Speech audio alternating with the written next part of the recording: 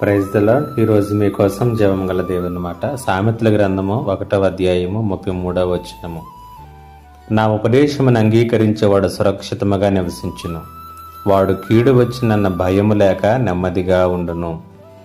దేవుని యొక్క మాటలు, దేవుని యొక్క వాక్యమునకున్నటువంటి శక్తి, దానిని ఎవరైతే అంగీకరిస్తారో, ఆ వాక్యము మన చెవికి వినిపిస్తూ ఉన్నప్పుడు ఎవరైతే దానికి విధేయత చూపిస్తారో, ఆ వాక్యమును అనుసరించి ఎవరైతే వారి జీవితాలను మార్చుకొనటానికి, మలుచుకోవటానికి ఇష్టపడతారో వారిని గురించి జ్ఞాని అయినటువంటి సొలొమోను చెబుతూ ఉన్నాడు. వారట ఎల్లప్పుడూ కూడా సురక్షితముగా ఉంటారట. దేవుని యొక్క వాక్కు వారిని సురక్షితముగాను క్షేమముగాను భద్రపరుస్తుంది. రెండవది అంటున్నాడు, వాడు కీడు వచ్చినన్న భయము లేక నెమ్మదిగా నుండును అంటూ ఉన్నాడు. నిజమే, అనేక మార్లు మనము ఈ జీవిత కాలంలో ఎన్నో భయాలను కలిగి ఉంటాం.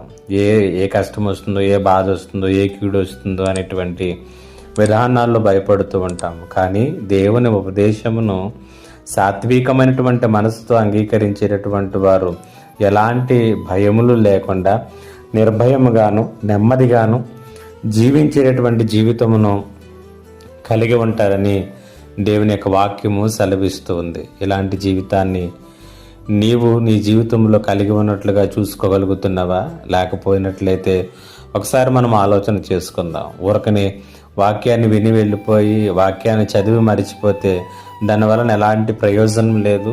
ఆ వాక్యపు వెలుగులో మన జీవితాలను చూసుకోవాలి, సరి చేసుకోవాలి. మన ప్రార్థనా జీవితం సరిగా ఉందో లేదో, మన విశ్వాసం సరిగా ఉందో లేదో, మనం దేవునితో మన సంబంధం సరిగా ఉందో లేదో, ఇవన్నీ కూడా ఎప్పుడైతే నువ్వు సరైనటువంటి విధానంలో పరిశోధన చేసుకుని, పరిశీలన చేసుకుని, పరీక్షించుకుని సరి చేసుకుంటావో నిన్ను నీవు సురక్షితంగా ఉంచుకుంటావు. ఎలాంటి భయములు లేకుండా నెమ్మదిగా జీవిస్తావు. పరిశుద్ధాత్మ దేవుడు ఈ మాటలు విన్నటువంటి ప్రతి ఒక్కరికి అట్టి జీవితములను అనుగ్రహించునుగాక. ఆమేన్. ఇంకా ఎవరైనా మా ఛానల్ని సబ్స్క్రైబ్ చేసుకోకపోతే సబ్స్క్రైబ్ చేసుకునండి, లైక్ చేయండి, షేర్ చేయండి. ప్రార్థన. మా దేవానికి వందనాలు. ఈ మాటల చేత ప్రతి ఒక్కరిని కూడా బలపరచు, నెమ్మదిగా సురక్షితముగా ఎలాంటి భయములు లేనటువంటి జీవితమును మాకు వాగ్దానం చేశావు. దానికి ఉన్నటువంటి షరతును మేము మా జీవితములలో ప్రభునైనా అనుసరించి ముందుకు నడవడానికి కృప అనుగ్రహించమని యేసు నామములో అడుగుచున్నాను తండ్రి. ఆమేన్.